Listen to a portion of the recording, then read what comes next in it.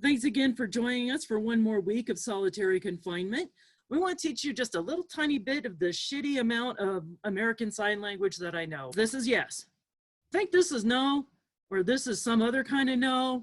I don't think this is necessarily right. So this would be consent for a hand job, right? Yeah. If you can do a hand job with two hands, you're being really successful. That's because Yeah, Mark's it's really not Jewish. successful. One of my favorites, it means wait. Sit there and fondle your balls and wait for me a while, okay? I'm gonna be back. My favorite is drowning. Yes. Wow. Drowning. This is my favorite. I'm sorry. I didn't know that hurt your feelings 7 years ago. I would have said sorry then. I don't know how to say sorry. Ready? I call bullshit. Oh.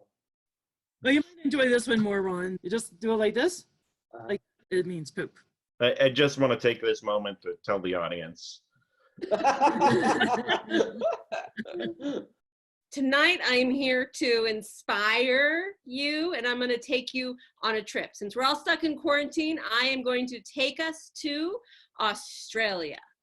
But I'm also going to inspire you because looky, these are my journals from when I was 16 years old and a junior in high school, and I was an exchange student.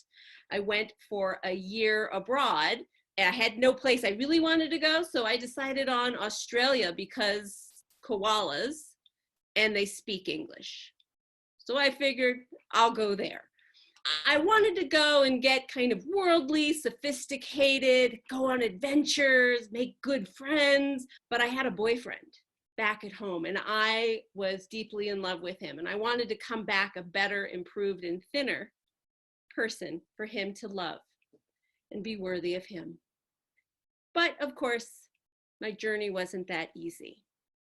January 22nd, 1989. It was so sad saying goodbye to everyone. I started crying, holding on to Dag. I don't know whether to be happy, excited, or sad. This time away will help us build an incredible relationship. I'll get to know him so well as everyone else. This is going to be a truly exciting adventure. January 25th, 1989.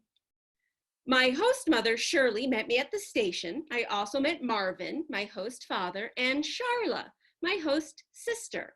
They seem to be wonderful people. They have beautiful land and beautiful horses.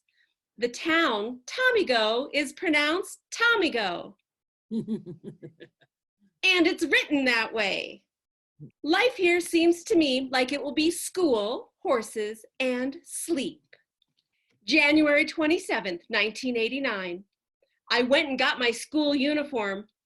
It's almost as bad as I thought it would be. I went with Shirley. I'm getting to know her. She seems to be very nice, but she has a lot of old-fashioned ideas, little things like, say, racism and patriarchy. January 30th, 1989. I should describe their house. Well, it's on beautiful land.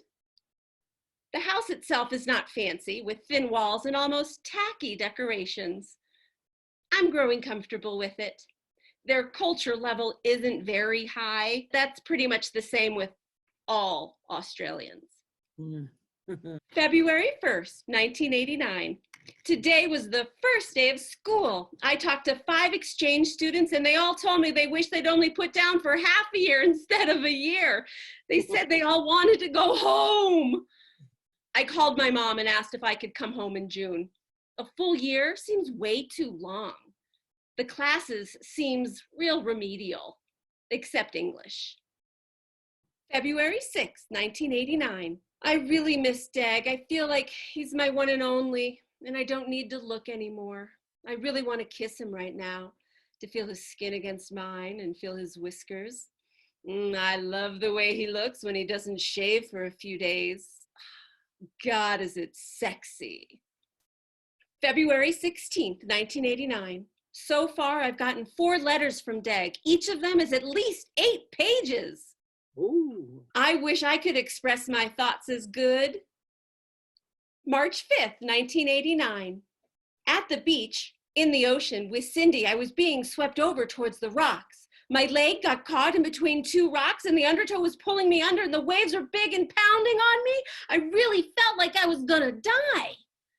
All I kept thinking about is I'm too young and I love Dag. It was terrible. When they dropped me off, I introduced them to the Simmons and fucking Shirley was about as rude as you could possibly get. March 9th, 1989. I miss Dag and want to fuck his brains out. April 27th, 1989. No mail today. I better get a lot tomorrow. I have 30 cents to my name. I should be getting $100 very soon, 50 of which goes to Dag for the phone bill. Bloody phone bills. Lucille Ball died today. God, what a loss.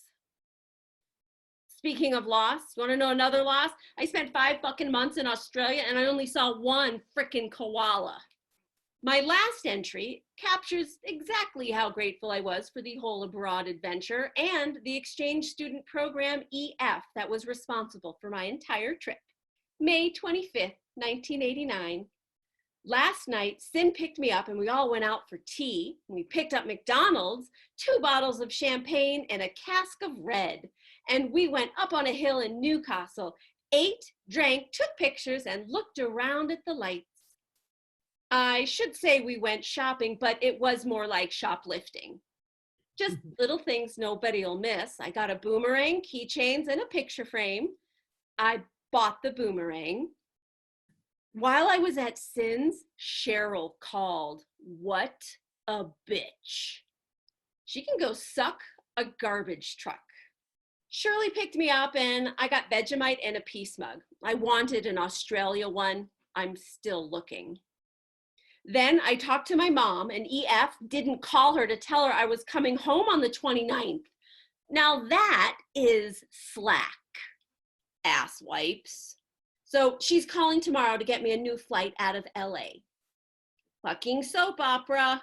In the end, my dreams of having the Australian adventure that I could brag about were left in shitty Tomago with Marvin and Shirley and Charla.